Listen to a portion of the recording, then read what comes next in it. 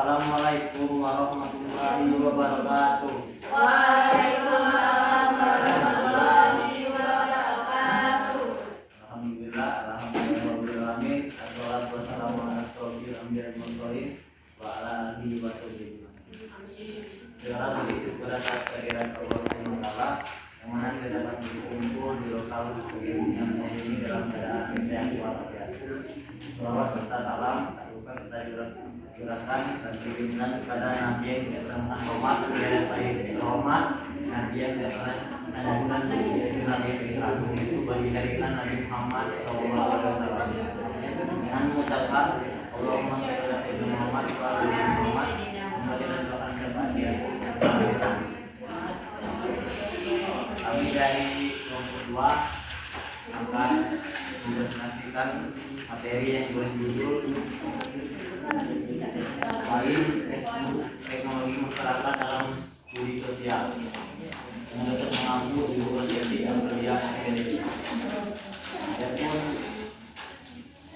anggota yang pertama ini, yang kedua ini, yang ketiga ini, yang keempat saya sebut.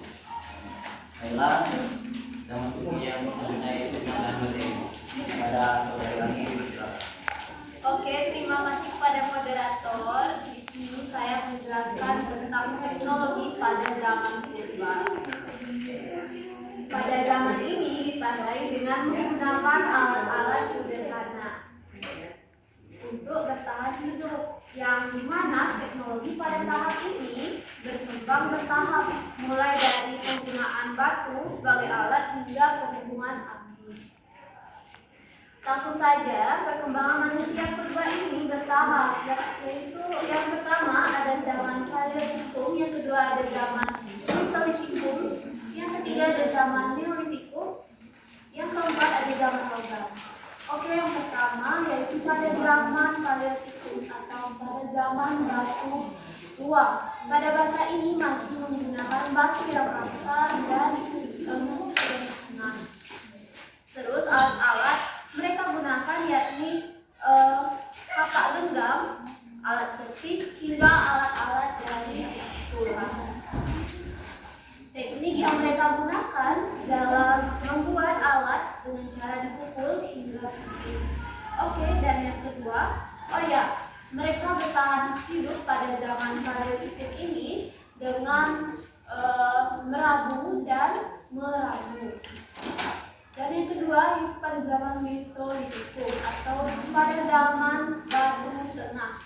Pada zaman ini mereka mulai mengembangkan, batunya mulai halus dan juga mulai menggunakan teknik pembuatan gerabah.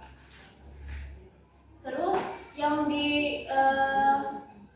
mereka tinggal pada zaman ini sudah menetap di suatu tempat, terutama dekat dengan sumber air. Yang ketiga pada zaman Neolitikum, yang mana pada zaman ini pada zaman batu muda. Maksudnya di zaman ketiga ini sudah banyak sekali perubahan dari zaman Mesolitikum dan Paleolitikum.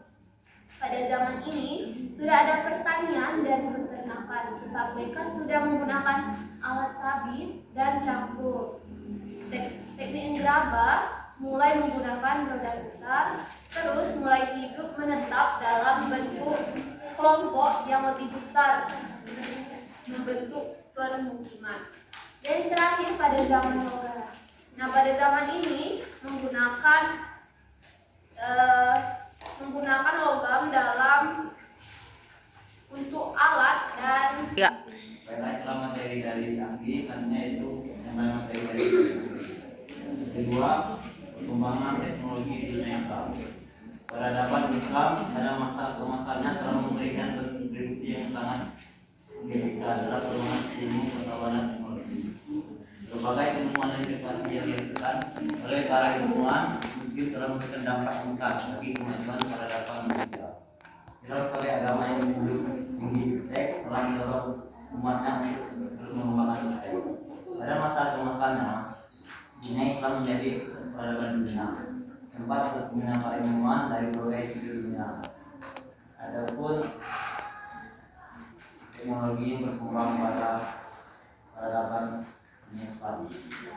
Yang pertama, matematika, yaitu kelompok yang bernama algoritmi peradaban telah memperkenalkan sistem bilangan hijau Arab dan mengembangkan aljabar.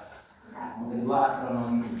Para astronom mungkin telah melakukan pengamatan bintang dan planet dengan mengambil kedokteran, yaitu contohnya itu Bapak Bima Avicenna yang tadanya Canon of Medicine yang menjadi rujukan dunia kedokteran selama beberapa tahun.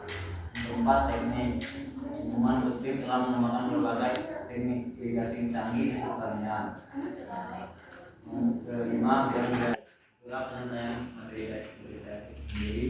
Selanjutnya materi dari Baik, terima kasih moderator. Di sini saya akan lanjutkan untuk mengungkapkan materi tentang perkembangan teknologi pada abad ke-20. Nah, pada abad ke-20 ini menjadi saksi bisu perkembangan teknologi yang sangat besar, di mana semua mengubah lanskap kehidupan manusia secara fundamental. Nah, dari penemuan energi listrik hingga lainnya pada era digital ataupun inovasi-inovasi pada masa ini telah membentuk dunia modern yang dikenal dengan sekarang ini. Nah, pada abad ke-20 juga merupakan periode yang penuh dengan perubahan drastis di mana teknologi memainkan peran sentral dan membentuk peradaban manusia. Nah, di sini juga ada beberapa perkembangan teknologi pada abad ke-20, yaitu yang pertama ada revolusi listrik, selanjutnya yaitu ada kemajuan dalam komunikasi, dan yang ketiga ada transportasi modern, dan yang keempat ada era komputer dan informasi. Selanjutnya ada kemajuan dalam bidang kesehatan, ada eksplorasi ruang angkasa, dan yang terakhir yaitu ada energi nuklir. Nah, di sini juga ada beberapa dampak perkembangan teknologi. Nah, selanjutnya ada dampak perkembangan teknologi pada abad ke-20, yaitu yang pertama ada industrialisasi dan urbanisasi, yaitu yang kedua ada globalisasi, dan yang ketiga ada perubahan sosial dan budaya, yang terakhir yaitu ada dampak lingkungan. Perkembangan abad pada ke-20 itu telah meletakkan dasar bagi inovasi-inovasi lebih lanjut di abad ke-21.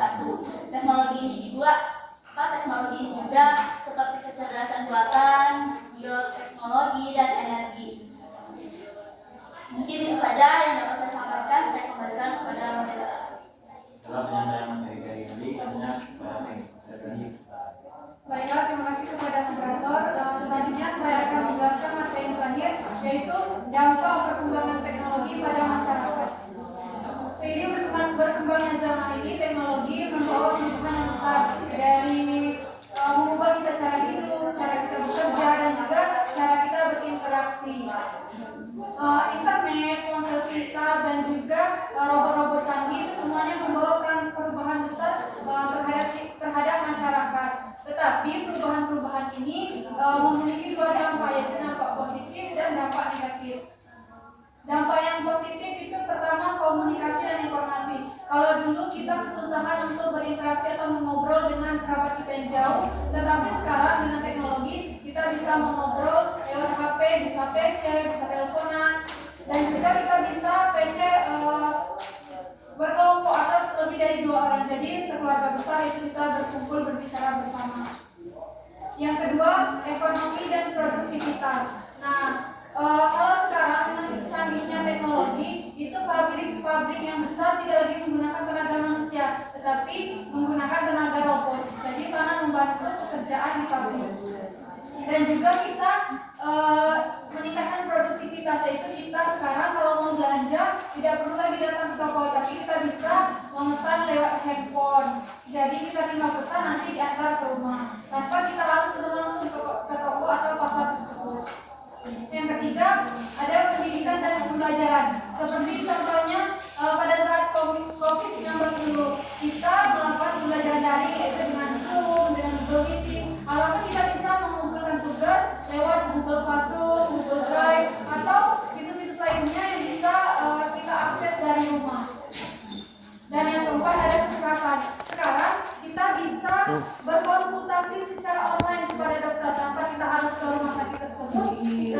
Kita bisa mengkonsultasikan apa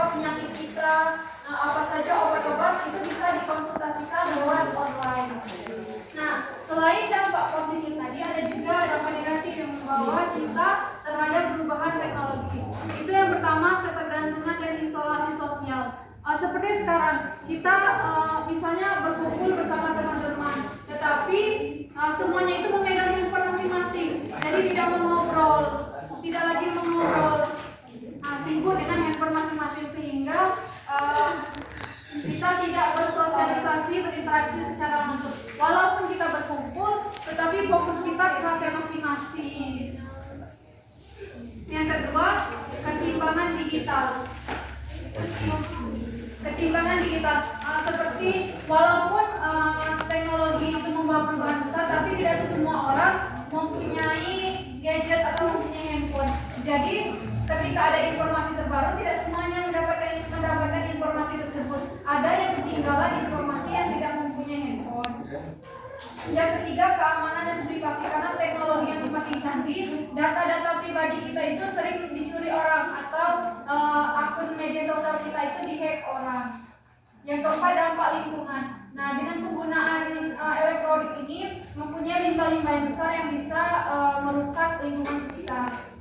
Dan yang terakhir, perubahan lapangan kerja. Dengan adanya robot-robot di pabrik tadi, tenaga manusia itu tidak terpakai lagi, sehingga mengecilnya jumlah lowongan kerja seseorang. Itulah dampak dari perkembangan teknologi yang bisa saya sampaikan. Saya kembalikan kepada moderator. Selain itu yang materi dari waktu kami, selanjutnya itu sesi penjawab. Silakan yang ingin bertanya angkat tangan. Dan tadi silakan. Terima kasih moderator. Izin bertanya, perkenalkan nama saya Mita Munajah. Jadi bagaimana manusia purba itu mengembangkan teknologi untuk bertahan hidup? Terima kasih. Silakan yang ingin lagi, silakan. Ada beta di silakan.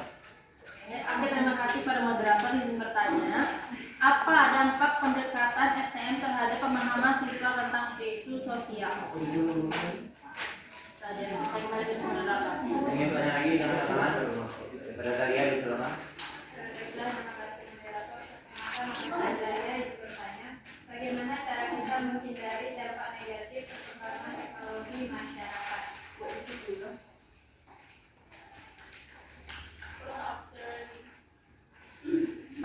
Silakan yang bertanya tangan.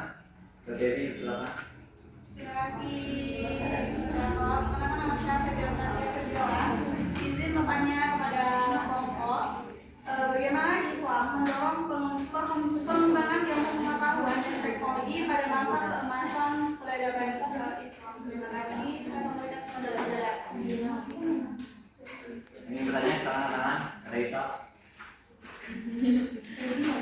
Terima kasih moderator. Perkenalkan nama saya Aisyah Fauzia, NIM 22591004. Pertanyaannya, apa dampak positif dan negatif dari kemajuan teknologi terhadap lingkungan sekitar? Terima kasih moderator. Ingin bertanya tangan lagi pada Dira di silakan. Bella Demokrasi ke-12, saya Dira Fitriana, izin bertanya, bagaimana perkembangan teknologi pertanian mempengaruhi pola hidup dan kebudayaan masyarakat purba? Cukup. Pertanyaan dari Bintang, pertanyaannya bagaimana manusia purba mengembangkan teknologi untuk bertahan hidup.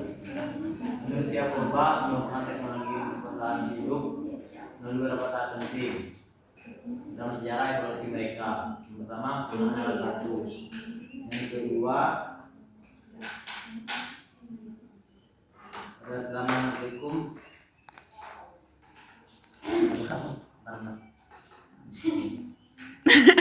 Baiklah, saya akan menjawab pertanyaan dari Aisyah. Pertanyaannya tadi, apa dampak negatif dan positif dari teknologi terhadap masyarakat sekitar? Nah, seperti yang sudah saya jelaskan tadi, pertanyaan Aisyah tadi adalah penjelasan dari saya. Ya, yang dampak positif itu kita bisa berkomunikasi dengan jarak jauh dengan kerabat kita. Kita bisa saling mengobrol dengan jarak yang jauh. Kita juga bisa pabrik-pabrik besar itu menggunakan robot dalam memproduksi barangnya, dan juga kita bisa membeli barang-barang online dan juga bisa membeli makanan-makanan secara online. Yang ketiga, dalam dunia pendidikan kita bisa belajar dengan daring, yaitu belajar dari jarak jauh. Dengan kesehatan itu kita bisa berkonsultasi secara online kepada dokter. Nah, untuk dampak negatifnya itu dengan semakin canggih canggihnya teknologi itu manusia itu mempunyai HP sendiri-sendiri, dan ketika mereka berkumpul atau bermain bersama teman-temannya, tetapi mereka fokus ke HP masing-masing, jadi tidak mempedulikan sekitar. Yang kedua, tidak semua orang mempunyai handphone, jadi banyak yang mendapatkan info dan ada yang tidak. Jadi yang tidak mendapatkan info itu ketinggalan informasi, tidak tahu apa-apa. Dan juga dengan dunia yang semakin canggih, keamanan kita itu tidak baik. Jadi data-data kita mudah dicuri dan akun-akun media sosial kita mudah dicuri. Seperti itu, saya kembalikan kepada moderator. Itulah jawaban dari pertanyaan Melisa. Langsung jawab. Apakah Aisyah mengerti jawaban pertanyaan tersebut? Ya. Apakah ada yang ingin menambah? Tidak. Itulah pertanyaan dari kita dan jawabnya saya. Pertanyaannya, bagaimana manusia purba mengembangkan teknologi bertahan hidup? Yang pertama, menggunakan alat batu. Manusia purba awal seperti Homo habilis menggunakan alat batu sederhana sekitar 2,6 juta tahun lalu. Menggunakan kapal genggam. Yang kedua, Homo itu menggunakan api sekitar 1 juta tahun yang lalu. Yang ketiga, menggunakan alat canggih. Selama zaman Batu Tengah, manusia mulai menggunakan alat yang lebih halus dan kompleks, termasuk alat dari tulang dan batu yang lebih halus. Itulah jawaban dari kita. Apakah ada yang ingin menambah lagi? Cukup. Kami kita mengerti. Pertanyaan dari Beta akan dijawab oleh Anggi. Anggi, Terima kasih pada moderator. Di sini saya ingin menjawab pertanyaan dari Betalia. Apakah benar soal dari Betalia ini? Apa dampak pendekatan STM terhadap pemahaman siswa tentang isu-isu sosial? Benar. Oke, jawabannya pendekatan STM sendiri memberi dampak positif terhadap pemahaman siswa tentang isu-isu sosial. Yang pertama, dia meningkatkan kesadaran kritis, yang dimana dia sains dan teknologi mempengaruhi kehidupan sehari-hari. Misalnya yang dikatakan Feli tadi, belajarnya tidak harus di kelas tapi bisa untuk daring. Yang kedua, mendorong pemikiran interdisipliner, yang dimana dengan menghubungkan sains dengan aspek sosial, bahwa siswa belajar melihat isu-isu dari sudut pandang tidak hanya satu sudut pandang, tetapi bisa dalam sudut pandang yang lainnya. Itu saja jawaban dari saya. Apakah Beta mengerti jawabannya? Dan teman-teman, apakah ada yang ingin menambah? Saya.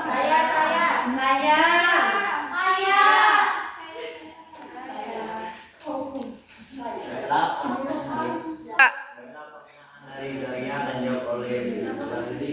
Silakan. Baik, terima kasih moderator.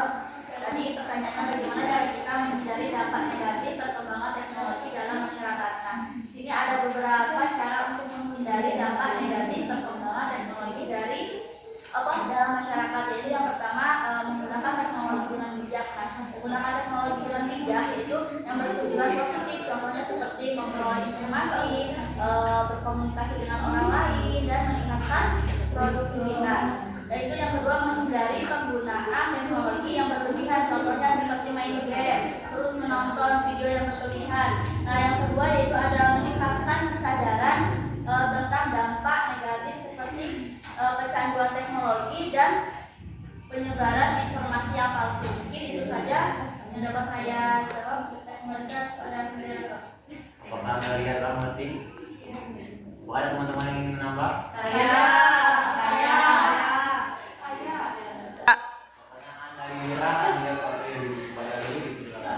Baik, terima kasih moderator. Di sini yaitu akan menjawab kira-kira bagaimana perkembangan teknologi pertanian mempengaruhi pola hidup dan kebudayaan dalam masyarakat purba. Nah, perkembangan teknologi pertanian memiliki dampak yang signifikan terhadap pola hidup dan budayanya pada masa purba. Di sini juga ada beberapa contoh, yang diantaranya ada dampak teknologi pertanian terhadap pola hidup masyarakat pada zaman purba, yaitu pertama peningkatan produksi pangan, yang kedua yaitu perubahan pola hidup, dan yang ketiga ada pengembangan sistem sosial.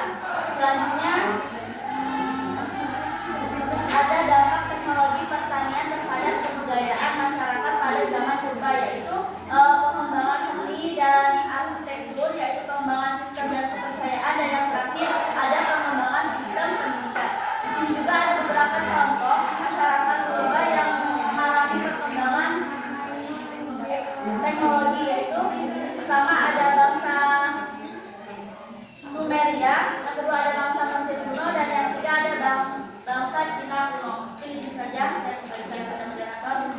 Apakah Dira mengerti ya atas jawabannya?